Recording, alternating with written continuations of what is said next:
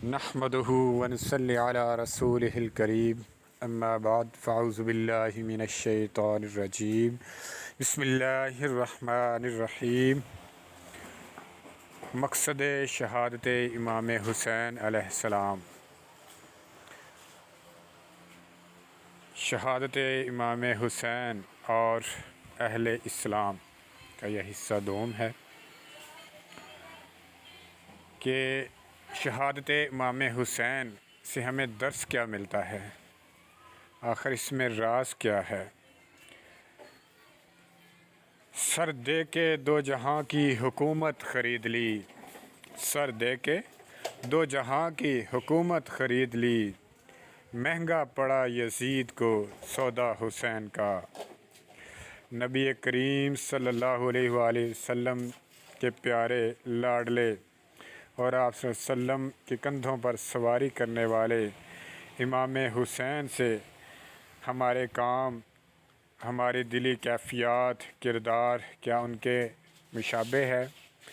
کیا ہم ان کی پیروی میں پوری طرح تہہ دل سے جو ہیں وہ تیار ہیں اور اسلامی اصولوں پر کیا عمل پیرا ہیں اور ہماری زندگیوں میں یہ نافذ العمل ہیں بھی کہ نہیں؟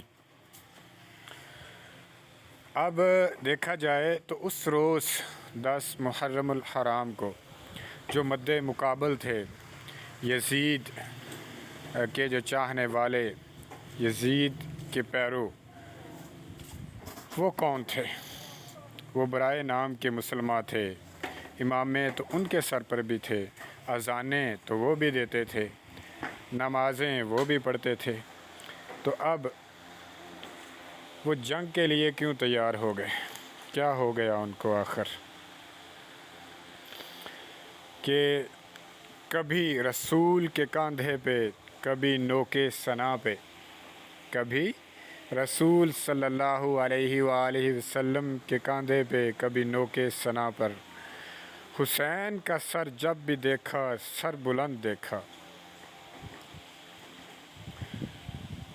ایک اور، ناز جس پہ کائنات کی ہر نماز کو ہے، ناز جس پہ کائنات کی ہر نماز کو ہے، وہ سجدہ پھر نہ دیکھا گیا حسین کے بعد۔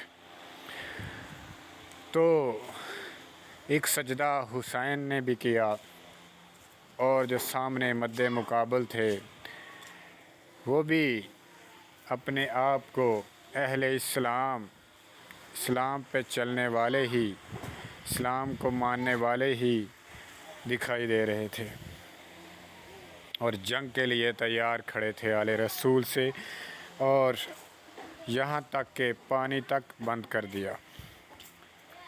در حقیقت یہ ہے میرا پیغام کہ اپنی لوکیشن ہم چیک کریں، جس طرح ہم جو ہے اپنے موبائل پہ اپنی لوکیشن دیکھتے ہیں، کہیں جانا ہے تو اپنا میپ دیکھتے ہیں، سٹی میں کہیں بھی ہمیں ایڈریس کا نہیں پتہ تو ہم کہتے ہیں چلے جی میپ چلائیں اور لوکیشن دیکھتے ہیں۔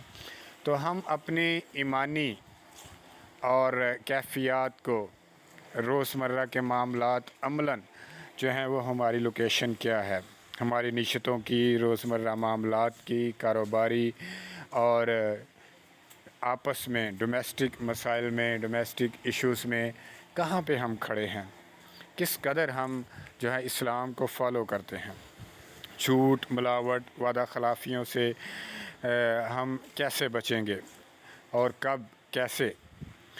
غور کریں کہ مقصد شہادت امام حسین کیا تھا۔ رضا الہی، بقائے اسلام اور دین نانا کا اصل چہرہ برقرار رہے، اسی لیے انہوں نے یزید کے ہاتھ پہ بیعت نہیں کی، اسلامی اصولوں پر وہ ڈٹ گئے۔ اور ہم ہیں کہ بلا وجہ تھوڑے سے فائدے کے لیے، دنیاوی معاملات کے لیے، عارضی زندگی ہے اس کے لیے ہم اپنا دین، ایمان سب کچھ دینے کو تیار ہوتے ہیں۔ تو ہمیں ہر حال میں دین اسلام کے سانچے میں نہ صرف خود کو بلکہ آنے والی نسلوں کو ڈھالنا ہے، تاکہ اسلامی احکامات کو اپنی ضرورتوں کے مطابق نہ ڈھالتے پھریں۔ اور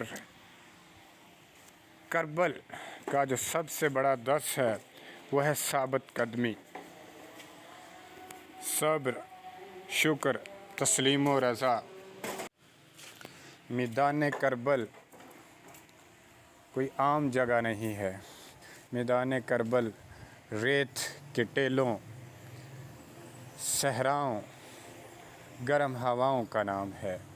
میدان کربل جہاں پہ رکنا مشکل ہے، وہاں پہ خون کا دریا بہانا آسان ہے۔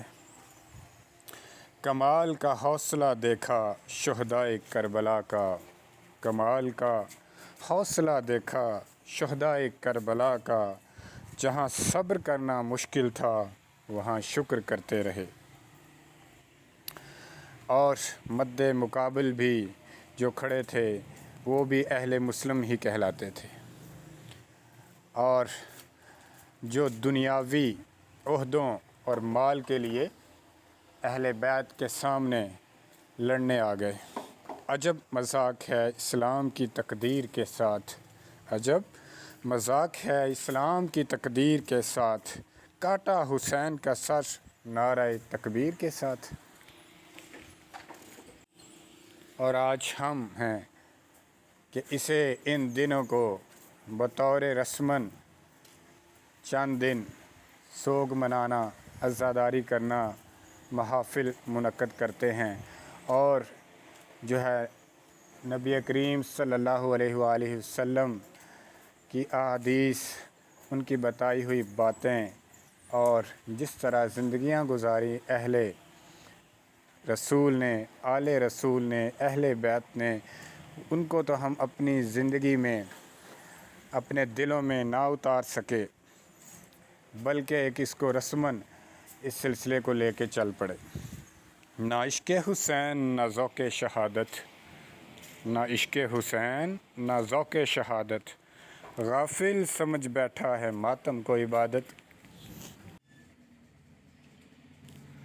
اب ہمیں چاہیے کہ اسلامی اصولوں پر ہرگز کمپرومائز نہ کریں، حق کے ساتھ دین اور حق کا ہر حال میں ساتھ دیں،